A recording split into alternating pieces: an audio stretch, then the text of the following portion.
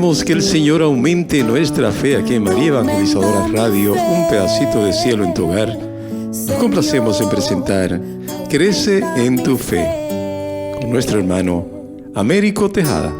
Que nunca olvide tus promesas, que nunca olvide tus palabras. Saludos en este glorioso día y bendiciones a los clientes que escuchan María Evangelizadora Radio, que están sedientos de la palabra de Dios. Les envío un saludo a su hermano Américo Tejada, de la parroquia San Simón Stack San José, que está localizada en el Bronx y pertenece a la Arquidiócesis de Nueva York. Estamos aquí todos los miércoles de 4 a 5 p.m. y los sábados de 9 a 10 a.m. hora de Nueva York. En este segmento de estudios bíblicos titulado Crece en tu fe, estamos estudiando el Evangelio según San Mateo. La palabra evangelio, de procedencia griega, significa originalmente la buena noticia y se empleaba para designar la recompensa que se daba al portador de una buena nueva o el sacrificio de acción de gracia que se ofrecía por ella. El apóstol Mateo escribe desde la Palestina para un público de judíos o de cristianos venidos del judaísmo. Luego, un público que conocía el dedillo el Antiguo Testamento y que vibraba de sus expectaciones mesiánicas. Porque en los orígenes de la iglesia primitiva, la regla de fe se encontraba en la enseñanza oral de los apóstoles y de los primeros predicadores. Andando el tiempo, se sintió la urgencia de consignar por escrito las enseñanzas del maestro y los rasgos sobresalientes de su vida. Y eso fue lo que hizo el apóstol Mateo. Estamos en el capítulo 9 del Evangelio según San Mateo, pero antes vamos a comenzar con una oración y lo hacemos en el nombre del Padre, del Hijo y del Espíritu Santo. Señor, que todo lo que hagamos este día inicie con tu bendición y termine con tu ayuda. Que todo lo que digamos este día sea motivado por tu amor e inspirado por tu gracia. Que nuestras obras de este día reciban tu inspiración y perduren en tu paz. Todas estas cosas, Padre Celestial, te las pedimos en el luz y poderoso nombre de tu Hijo Jesús, que vive en la unión del Espíritu Santo, quien es Dios, por los siglos de los siglos. Amén. Los créditos de estudios bíblicos son dados al Padre Philip Strux, al Padre Silvano Fausti, a la Biblia de Jerusalén y a la hermana Evelyn Morán y su ministerio de música. A los hermanos y hermanas que viven en el Bronx, para invitarlos a nuestro ciclo de oración de la parroquia San Simón Stack San José, que está localizada en el 2191 Valentine Avenue, esquina calle 182, comenzando con la misa a las 7:30 p.m. todos los días por la noche. Decíamos de que estamos en el capítulo 9 del Evangelio según San Mateo, donde la hemorroísa toca al Señor Jesús. Y decíamos que tocar es la primera y la última forma de conocimiento. Es ir más allá de los propios límites e entrar en comunión y en intercambio con el otro. La fe, hermano y hermana que me escuchas, es tocar al Señor de la vida, que por su parte nos toca. Y su toque es el mismo don de la vida. No se evita la muerte, porque somos mortales, pero precisamente en ella nos toma de la mano el que nos despierta. Recuerden que Él nos dijo, yo soy la resurrección y la vida. El que cree en mí, aunque muera, vivirá. En efecto, todo el que vive y cree en mí no morirá jamás, nos dice el Señor Jesús en Juan capítulo 11. Hermanos, la salvación que nos da Cristo resucitado ya está presente en la comunidad como vida liberadora del miedo a la muerte y libre del egoísmo. Al igual que las dos mujeres de que hablaba las Escrituras, cada uno de nosotros está llamado a experimentar el toque de Jesús el Señor. Ese toque es el Espíritu Santo, el dedo de Dios que escribe en nuestro corazón su nombre y lo hiere con su amor. Es la fe que nos hace amar como somos amados. Nos hace vivir en comunión con Él. Sea que velemos, sea que muramos. Lo dice el 1 Tesalonicenses, capítulo 5. Salvarse de la muerte es el problema del hombre. Todo su saber y obrar no es más que un vano intento de derrotar a la soberana incontrastada de todo y de todos. El Señor, hermano que me escuchas, que con nosotros en la barca ha dormido y se ha despertado, aplaca el mar y nuestro miedo de hundirnos. Ahora, con Él ya resucitado, liberados del espíritu del mal, liberados de nuestras parálisis y pecados, estamos llamados a comer con Él, que es el novio. Aún más, hermano que me escuchas, a tocarlo y a vivir de su toque. Así, muertos, sepultados y resucitados con Él, podemos ya desde ahora vivir la misma vida nueva de aquel que murió, de aquel que fue sepultado y de aquel que resucitó por nosotros los creyentes, como está relatado en Romanos capítulo 6, Colosenses capítulo 2. Al tocarlo, hermano que me escuchas, al tocarlo a Él, que toma nuestra mano, salimos del luto del ayuno y entramos al banquete de las bodas del Cordero. El apóstol Mateo, que suele ser más sobrio en detalles con respecto a los otros evangelios sinópticos, subraya lo esencial de los temas de la muerte, del tocar, la fe, del salvar y del resucitar. Dios libera, o el Señor Jesús libera a los que habitan en las tinieblas y en las sombras de muerte. Lo anuncia el profeta Isaías en su capítulo 9 y Mateo en su capítulo 4. Hermanos, Él es el Mesías que trae el reino de Dios y con el cual los muertos resucitan. La iglesia está representada por las dos mujeres, hijas de Sión, de las cuales una toca al Señor y otra es tomada por Él de la mano. Y en el versículo 18 leemos, así les estaba hablando. Hermanos, el Señor Jesús está hablando de las bodas, del traje nuevo, del vino joven. En casa de Mateo, el apóstol, que en un principio, antes de convertirse, era el pecador.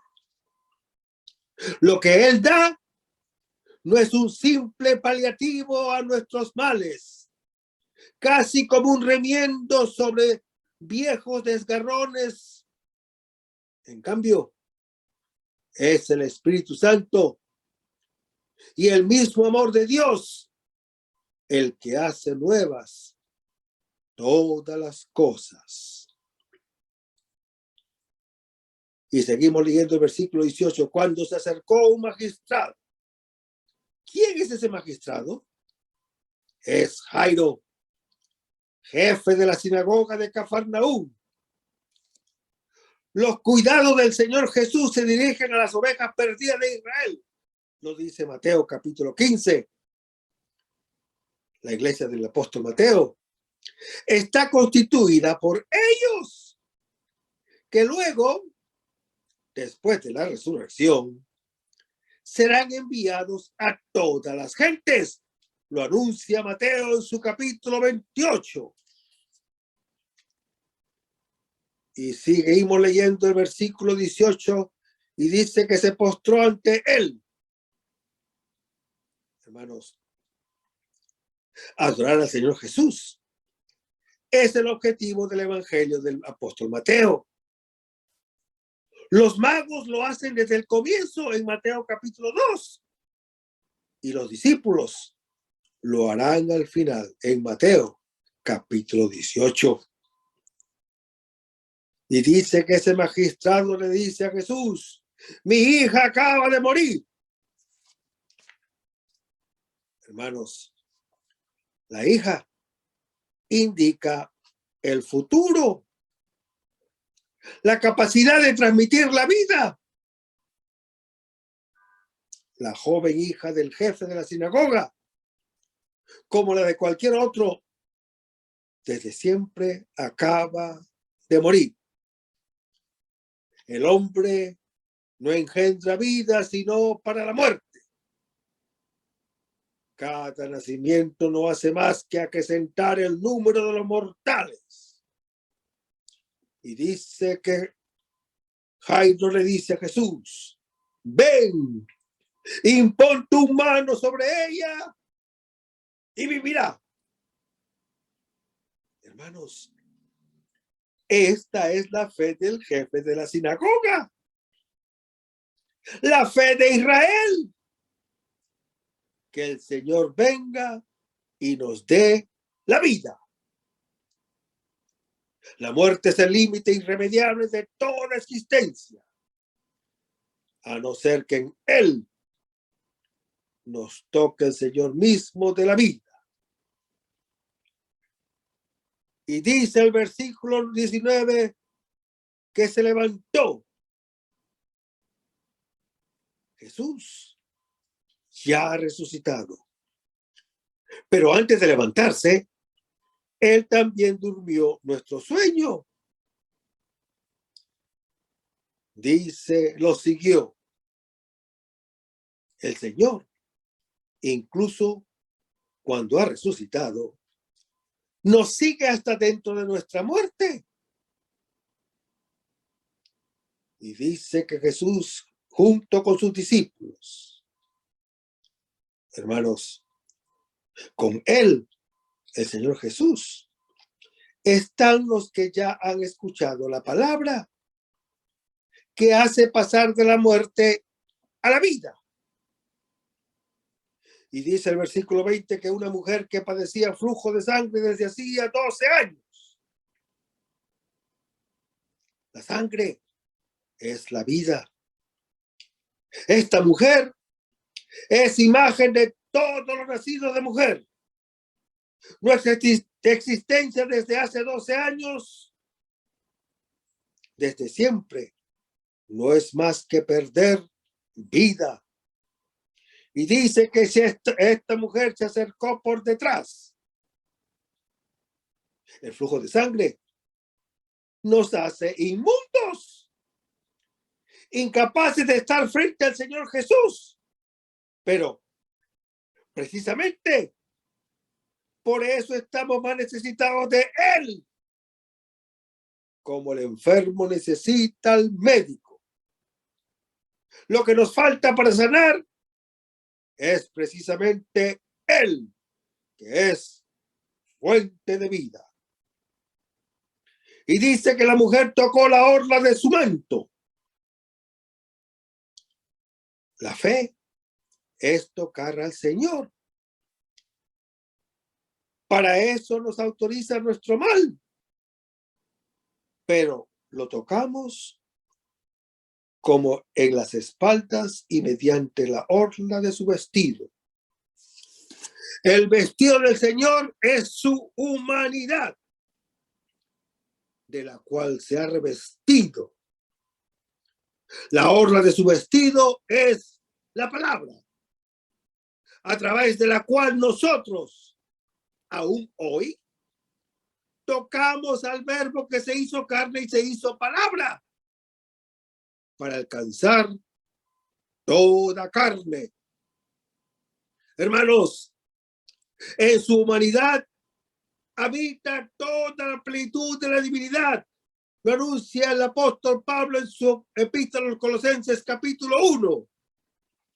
Y su palabra es viva y eficaz. Lo anuncia Hebreos capítulo 4. Capaz de cumplir aquello por lo cual fue enviada. Lo anuncia el profeta Isaías en su capítulo 55.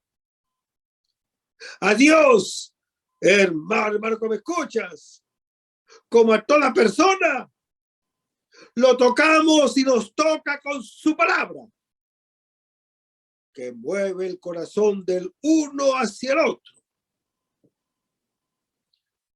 Y en el versículo 21 leemos, pues se decía para sí, la fe es una certeza interior de tocar al Señor Jesús en su palabra, que actúa en quien la acoge como palabra de Dios. Lo dice 1 Tesalonicenses capítulo 2. Y esta mujer pensaba, con solo tocar su manto, me salvaré. Pongan atención, hermanos, pongan atención. No dice sanaré, sino me salvaré. ¿Por qué ella dice me salvaré y no me sanaré? Porque la fe es la certeza de que la comunión con el Señor salva. Y en el versículo 22 se lee, Jesús se volvió y al verla dijo, hermanos, el Señor se vuelve a quien le toca por la espalda, la orla de su manto. Le habla cara a cara, boca a boca. Su palabra le muestra el rostro y le toca el corazón penetrándola con su Espíritu Santo. Y dice que Jesús le dice, ánimo, hija, tu fe te ha salvado. Este tocar, la palabra que se hace diálogo con el Señor, es la fe que salva. En efecto, hermano que me escuchas, la salvación es hablar y entrar en comunión con Él. Entonces, el miedo a la muerte deja el puesto al valor de la vida. Y la Escritura dice que se salvó la mujer desde aquel momento. La salvación acontece en el mismo diálogo con el Señor Jesús. La mujer comprueba, como cada uno de nosotros, que su palabra es verdadera. Obra lo que promete, pero solo lo hace en aquel que cree. En el que no cree, falta precisamente lo que solo la palabra acogida puede dar. La hora de la salvación es la de la fe. El problema no es que Dios salve o que su palabra sea eficaz. Él quiere que todos se salven. Y la palabra hace lo que dice. Pero ningún don puede darse a quien no lo acoge. Solo en el instante en que nos fiamos de Él, somos salvados, nosotros los creyentes. Porque la salvación es tener fe en Él. Y en el versículo 23 se lee, al llegar Jesús a casa del magistrado. Hermanos, en la casa del jefe de la sinagoga reina la muerte. Hay lamentos y hay estrépidos. Es el luto con el cual el que vive todavía expresa su dolor por la muerte ajena. Anticipo de la propia. La muerte de los padres es normal. La vida continúa en los hijos. Pero la muerte de la hija revela lo trágico de la existencia. Lo que debería continuar, la vida, ya está muerto. Y en el versículo 24 se lee: retiraos. Hermanos, la presencia del Señor Jesús ahuyenta el luto y la turbación. La muerte pierde su dramatismo. Ha perdido su aguijón, que es el pecado. Lo anuncia el apóstol Pablo en su primera epístola a los Corintios, capítulo 15. La falta de fe, que envenena la vida. Y dice: la muchacha no ha muerto, está dormida, dice el Señor Jesús. El sueño es el descanso de las fatigas para un despertar a la nueva luz. La muerte ya no es sin retorno. Al toque del Señor Jesús, uno duerme y se despierta. Con Él y como Él. Como lo dice Mateo, capítulo 8. Y dice que se burlaban de Él. No es una risa pascual, sino el encarnecer, que es la máscara de la mueca burlona de la muerte, que para nosotros es la última palabra. Si la muerte produce llanto, la resurrección, hermano que me escuchas, que es considerada como imposible, produce irrisión. Lo anuncia Hechos, capítulo 17. Y el versículo 25 se lee: cuando salió la gente, debe salir la tristeza y la incredulidad, para que entre la risa y la comunión de vida. Y dice que Jesús la tomó de la mano. Hermanos, el esposo toma de la mano a la esposa, unido a ella en la buena suerte y en la mala. La vida arrebata a la muerte su presa, y la vestidura del duelo se cambia en ámbito de danza. Lo anuncia el Salmo número 30. La muchacha, hermano que me escuchas, muerta porque carecía de su otra parte, ahora resucita porque vuelve a encontrarla. Y en el versículo 26 leemos que la muchacha se levantó. El toque del esposo despierta a la muchacha. Un estremecimiento de vida la sacude. Ya está con el Señor, unida a Él, en un amor más fuerte que la muerte. Lo anuncia Cantar de los Cantares en su capítulo 5. Y dice que la noticia del suceso se divulgó. Hermanos, se difunde por donde quiera el eco de esta palabra. Desde esa tierra llega hasta nosotros, porque en ella orla de su manto, tocamos a aquel que con ella nos toca y nos salva. Vayamos a Mateo capítulo 9, versículos 27 al 34, donde leemos: cuando Jesús se iba de ahí, lo siguieron dos ciegos, gritando: Hijo de David, ten piedad de nosotros. Al llegar a casa, se le acercaron los ciegos y Jesús les dijo: ¿creéis que yo puedo hacer esto? Le dijeron: sí, Señor.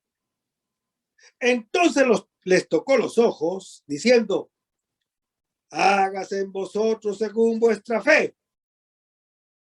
Y se le abrieron sus ojos. Jesús les ordenó severamente: mirad que nadie lo sepa. Pero ellos, nada más al salir, divulgaron su fama por toda aquella comarca. Cuando estos salían, le prestaron un mudo endemoniado y, expulsando al demonio, rompió a hablar. La gente decía maravillada: jamás se vio cosa igual en Israel. Pero los fariseos decían: por el príncipe de los demonios expulsa a los demonios.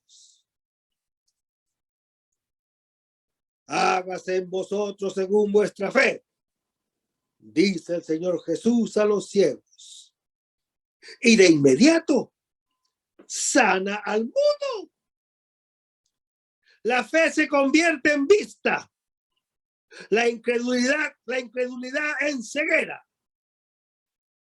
Por la fuerza de la fe, aquel que, como Zacarías, había quedado mudo a causa de la incredulidad, puede hablar. Y esto lo puede leer en Lucas capítulo 1. Los dos milagros últimos de la serie de los dos prodigios y puntos de llegada de la actividad de Jesús describen la fe como visión y palabra. La nueva culmina en la iluminación que nos hace ver nuestra realidad y nos hace capaces de expresarla. Hermanos, ver es nacer, es venir a la luz. La fe y la palabra nos hace nacer como hijos en condiciones de comunicar con los hermanos. Así se cumple la misión del Hijo de Dios,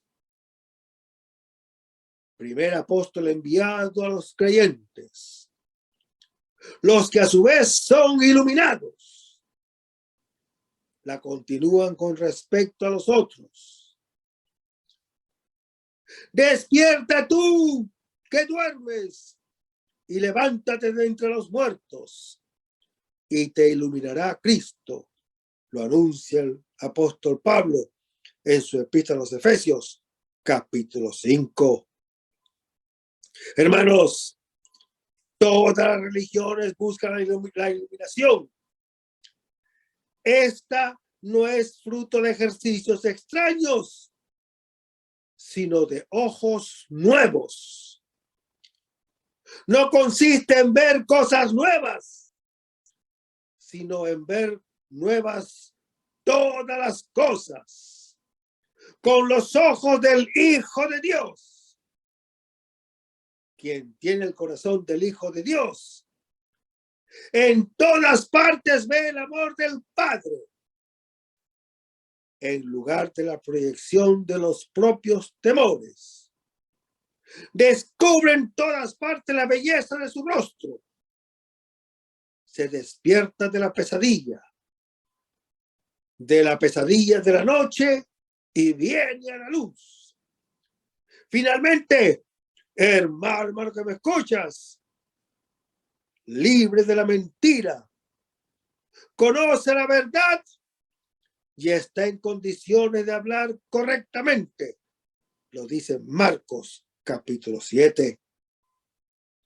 Sanado la ceguera y de la fascia, puede decir con alegría suya y ajena lo que ha oído, lo que ha visto y lo que ha tocado del verbo de la vida. Lo dice Primera de Juan, capítulo 1. Los ciegos, hermano que me escuchas, iluminados por la palabra, serán por su parte luz del mundo. Lo anuncia Mateo en su capítulo 5.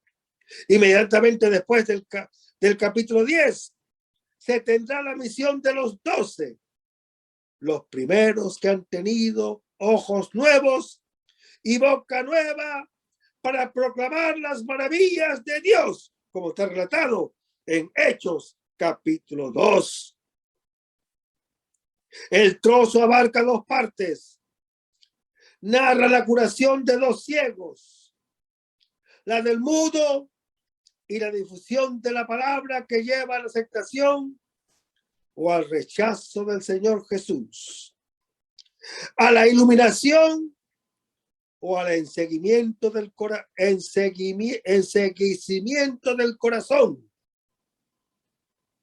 Él vino para realizar un juicio, para que quien es ciego vea, y el que cree que ve se vuelva ciego.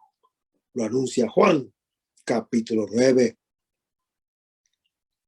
Jesús, hermano que me escuchas, que es la luz del mundo, como lo dice Juan capítulo 8, palabra eterna del Padre, es el Hijo de Dios, primogénito de una multitud grande de creyentes, como lo anuncia Romanos capítulo 8, iluminados por su luz.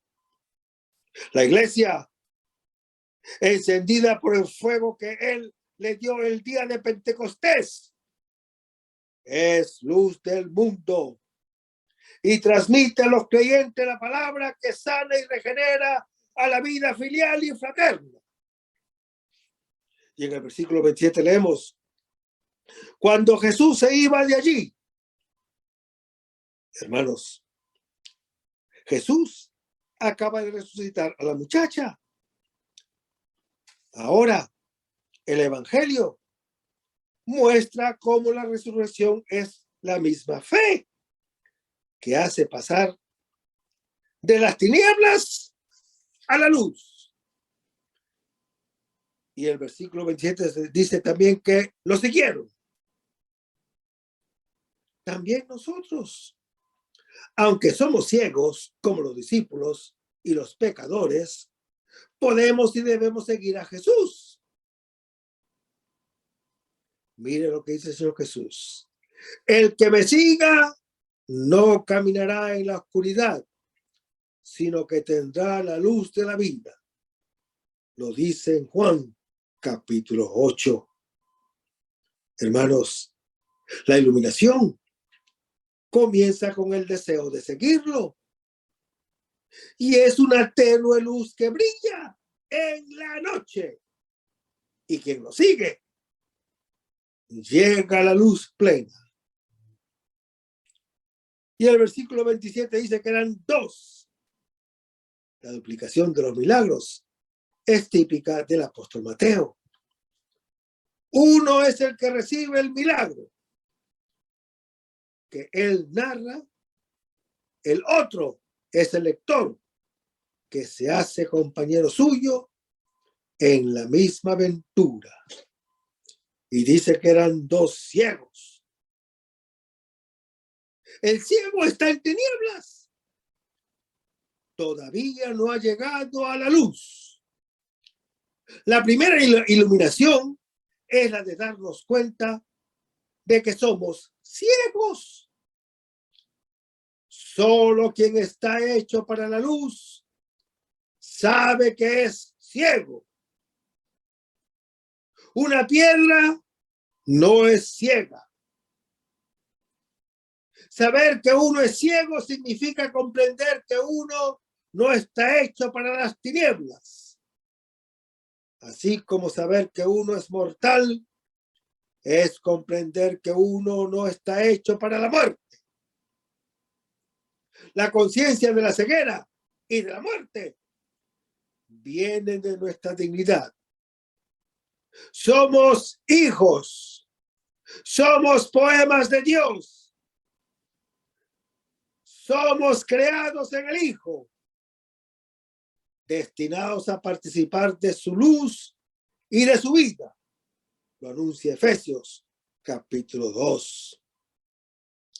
Hermanos, la luz es el principio de la creación. La luz es energía.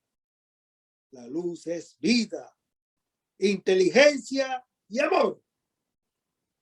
Hace que las cosas sean lo que son. La ceguera se opone a la vista, así como la tiniebla se opone a la luz. El no sentido al sentido. La muerte a la vida. La realidad es igual tanto para él, para el vidente, como para el no vidente. Pero su modo de relacionarse con ella es diferente. Uno disfruta de ella y goza. El otro se estrella contra ella y se lastima. Y dice que estos dos ciegos acercándose a Jesús y gritando. Hermanos, el grito, forma inarticulada de oración, expresa el malestar por el cual, como una necesidad del bien, en este punto del Evangelio, el grito sabe lo que desea y quiere. La luz de la fe. La misma fe es el gran milagro. Y los ciegos gritaban, Hijo de David. Es el título preferido por el apóstol Mateo en conexión con los milagros. Lo leemos en Mateo capítulo 12. En Jesús se cumple la promesa hecha al rey David. Él es el Cristo, lo dice Mateo capítulo 1. Y los ciegos le decían, ten piedad de nosotros. La fe es pedirle a Dios, verlo a Él como piedad y amor hacia mí y hacia todos los creyentes, porque no solamente yo soy hijo del Hijo, sino que todos nosotros somos hijos en el Hijo de Dios. Y en el versículo 28 leemos, al llegar a casa, la iluminación sucede en la casa, o sea, en la iglesia. En efecto, consiste en verse a sí mismo como hijo y a él como padre. Y eso es posible solo en la fraternidad. El que ama al hermano es hijo y ha pasado de la muerte a la vida. Lo dice 1 de Juan, capítulo 3. La iluminación cristiana es para todos los creyentes, no solo para almas elegidas o almas selectas, sino para todos, sean creyentes o no creyentes. Y dice que se le acercaron los ciegos. En la comunidad de los hermanos, uno se acerca al Hijo de Dios y escucha su palabra. Y Jesús les pregunta, ¿creéis que puedo hacer eso? Hermanos, Jesús pregunta si creemos que Él puede darnos la vista. La fe no es un don, sino el don que nos pone en comunión con Él como todo don, se le puede dar solamente a quien lo desea y pide. El creer que nos la puede dar y el pedirla es un acto de nuestra libertad. También el ateo puede y debe pedirla con insistencia igual a su resistencia, como está en Marcos capítulo 9. Y los ciegos le dicen a Jesús: sí, Señor. Su sí al don de la fe es el semáforo verde para su poder. En este sí, hermano que me escuchas, Jesús es el Señor. El eterno sí para nosotros que esperamos nuestro sí. A Él para hacernos llegar a la luz de su luz. Y en el versículo 29 se lee: les tocó los ojos. Su toque nos da ojos nuevos, que son sus mismos ojos de hijo de Dios. Y dice Jesús: hágase en vosotros según vuestra fe. Hermanos, la fe obra el prodigio.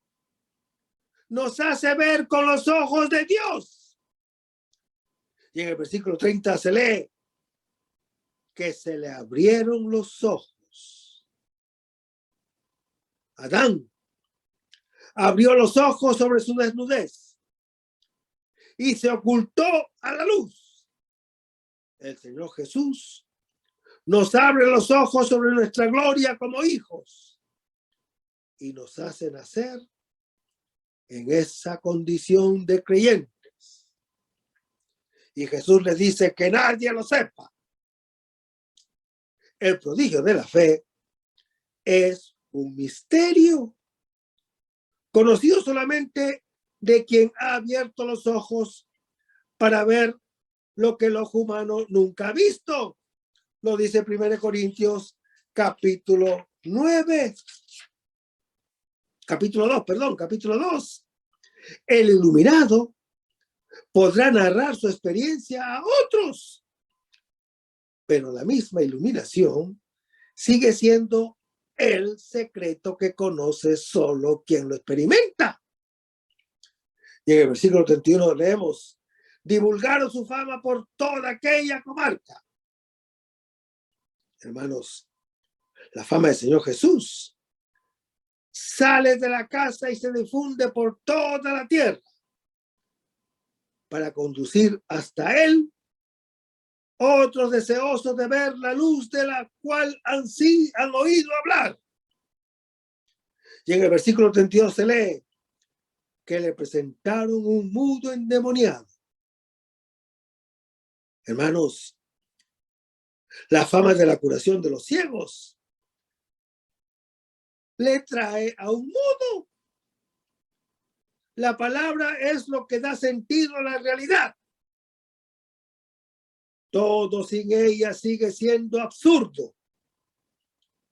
El creyente recibe la luz de la palabra y se convierte en la palabra que escucha. El mudo es el hombre en el cual se detiene el circuito de la palabra. Por lo general, no la puede oír y aunque la oyese, no la puede expresar.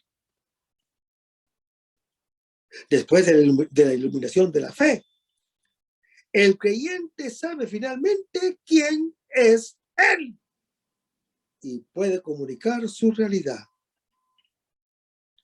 Y en el versículo 36 dice que expulsando al demonio. Hermanos, el demonio, espíritu de tiniebla y de muerte, impide la palabra de vida. Delante del Señor Jesús, se aleja como la noche al llegar el día. Y dice que el mudo rompió a hablar, rompió a hablar el mudo, el mudo. También él puede decir lo que ha oído, lo que ha visto y lo que ha tocado del verbo de la vida, como está en 1 de Juan capítulo 1, en el discurso sobre la visión, que sigue inmediatamente. Esta palabra se difundirá entre todo el pueblo. Y la gente decía, jamás se dio cosa igual en Israel.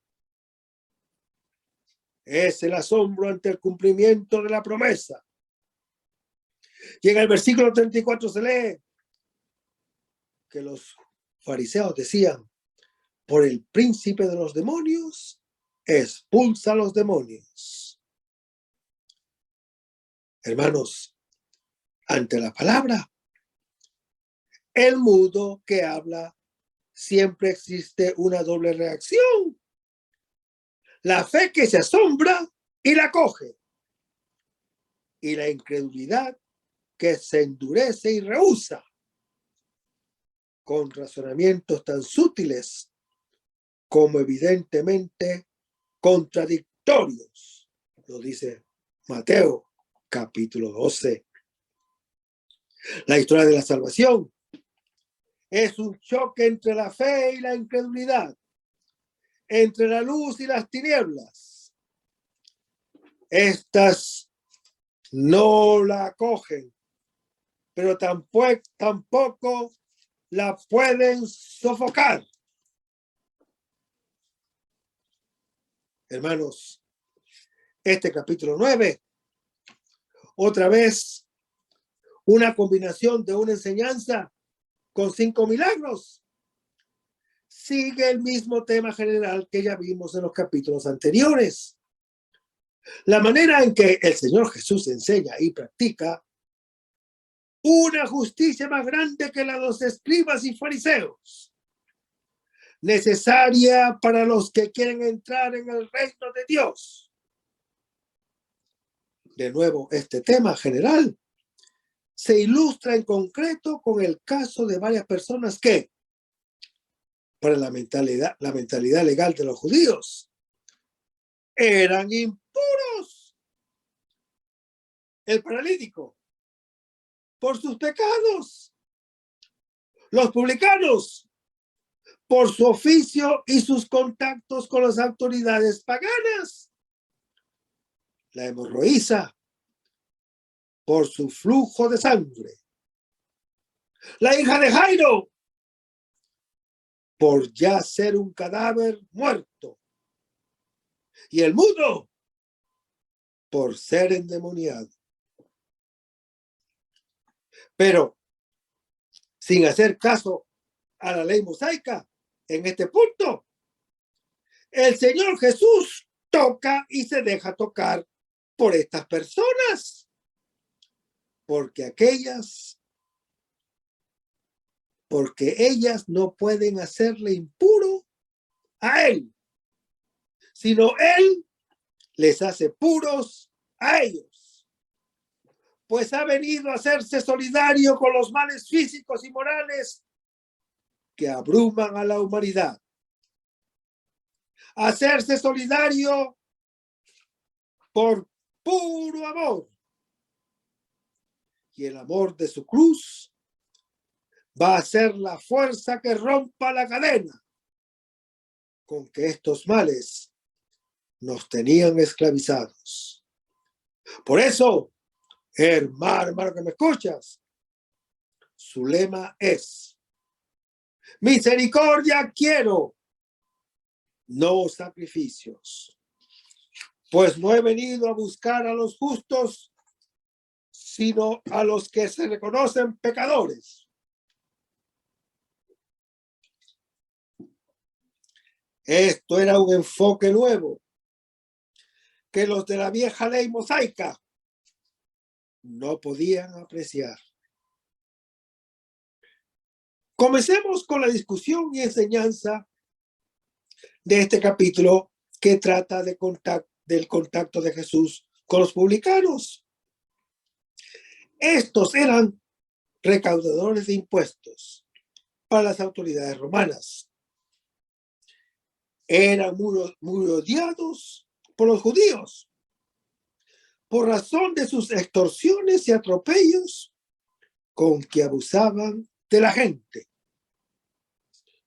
Por esto y por sus contactos y cooperación con las autoridades paganas y las fuerzas ocupadoras de Roma, eran considerados como pecadores públicos y por tanto como impuros que eran excluidos de la comunidad de Israel. Pues bien, hermano que me escuchas, ¿qué actitud toma Jesús frente a estos impuros? ¿Qué actitud? ¿Los odia? ¿Los esquiva? ¿Los maldice? No, hermano que me escuchas, rotundamente no. Al contrario, se acerca a ellos. ¿Por qué? Para ganárselos. Ganárselos por su bondad. Ganárselos por su perdón. Ganárselos por su apertura. Y empieza llamando a uno de ellos, Mateo, para que éste le siga. Y así se convierte en un apóstol, en su apóstol. Y será un instrumento de su salvación y perdón para los demás. Así se aplica lo que el Señor Jesús dirá después a los fariseos, cuando nos dice, los publicanos y las rameras entrarán antes que vosotros en el reino de Dios, como lo dijo en Mateo, capítulo 21. Hermanos, aquí vemos que el amor del Señor Jesús es constructivo. Es tan fuerte que transforma a un lobo rapaz en un pastor de almas. Lo mismo que después convertirá al perseguidor Saulo en el predicador Pablo, más grande que ha tenido la Iglesia Católica. Bendito y alabado sea el nombre del Señor. Dios se lo puede leer en 1 Corintios, capítulo 15. Aquí vemos que el arma para vencer al malvado no es el odio, no es el rechazo, sino un amor más grande que su maldad, más grande que una caridad, más aguantadora que los efectos negativos de su perversidad. Por eso dirá el apóstol San Pablo, a base de su propia experiencia, cuando nos dice, no te dejes vencer por el mal, más bien, vence al mal con el bien, en Romanos capítulo 12. Después, el Señor Jesús se pone a la mesa con los compañeros impuros de ese recaudador impuro.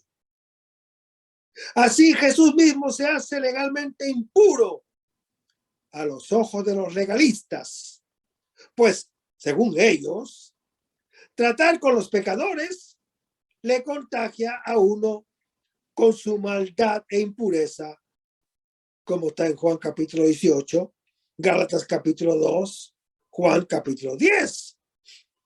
Por eso se escandalizan los fariseos y creen que el Señor Jesús, obrando así, está pecando contra Dios. Pero el Señor Jesús, el Cristo, usa esta comida para simbolizar lo que dijo un poco antes, que ya ha llegado el momento mesiánico cuando muchos de Oriente y Occidente se sentarán en la mesa con Abraham, Isaac y Jacob en el reino de Dios. Mientras que los hijos del reino serán echados fuera a las tinieblas exteriores, como lo dijo en Mateo capítulo 8. Pues el criterio según el cual se admite a alguien al reino o se excluye de él no es su observancia exterior a las prácticas rituales de pureza legal o de sacrificios materiales, sino es su misericordia, es su perdón para con los otros y su actitud interior de reconocerse a sí mismo tan pecador como ellos y no un justo ya salvado. Esto, hermano que me escuchas, es lo que busca el Señor Jesús en nosotros. Lo podemos leer en 1 Timoteo, capítulo 1, Juan, capítulo 3, Lucas, capítulo 9. Por eso dice el Señor Jesús, misericordia quiero, no sacrificios. Con esto no dice nada de revolucionario ni novedoso, pues ya los profetas de antaño habían expresado a menudo este enfoque. Por ejemplo, ya el profeta Samuel había dicho a Saúl, ¿acaso se complace el Señor en holocaustos y sacrificios tanto como se complace en obediencia a su palabra? Más vale acatar que sacrificar. Más vale sencilla obediencia que suntuosa ofrenda. Y eso lo dice en 1 Samuel, capítulo 15. Pero vayamos a Mateo, capítulo 9, versículos 9 al 13. Hermanos, Marcos, capítulo 2 y Lucas, capítulo 5, dan a Mateo el nombre de Leví. Al llamar Jesús a un publicano, oficio que era tenido por pecaminoso, y a recaudar los impuestos de los judíos para la hacienda de los romanos, podía llevar a abusos. El Señor Jesús nos enseña que todos los oficios honrados son buenos y santificables. Lo que a ti te maravilla, a mí me parece razonable. ¿Qué te ha ido a buscar Dios en el ejercicio de tu profesión? Así, buscó a los primeros, como Pedro, como Andrés, como Juan y a Santiago, junto a las redes. A Mateo, sentado en el barco de los recaudadores, y a Pablo, en su afán de acabar con la semilla de los cristianos.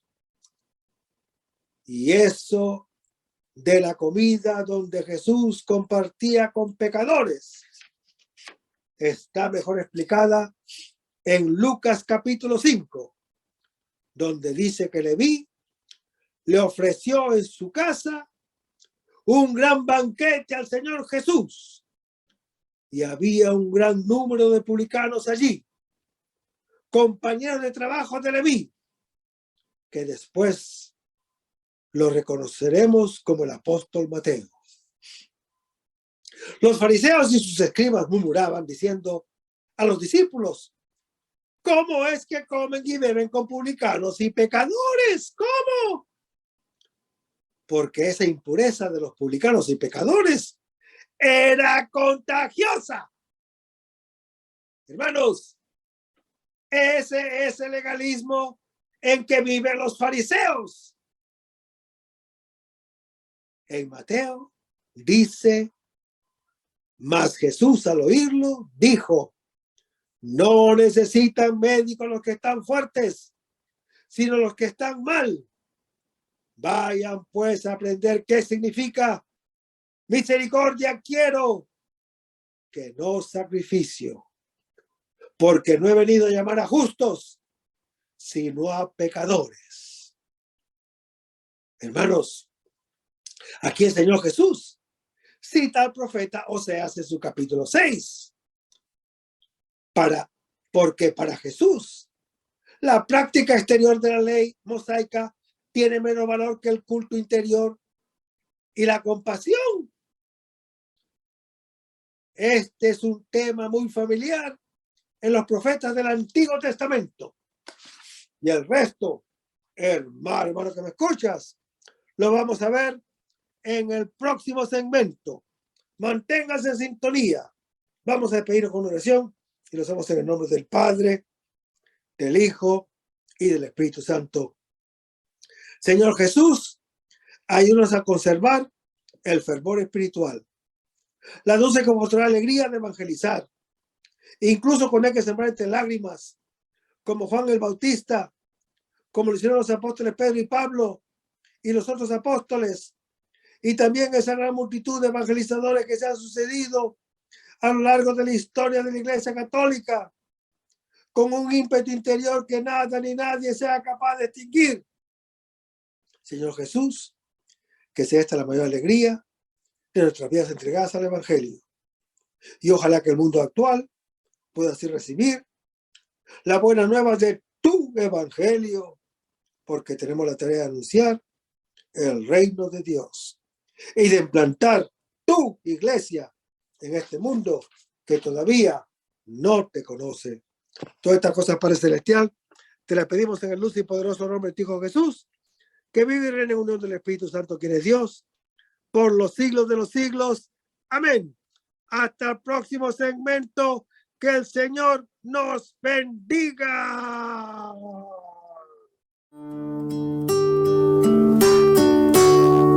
Aumenta mi fe, Señor, aumenta mi fe.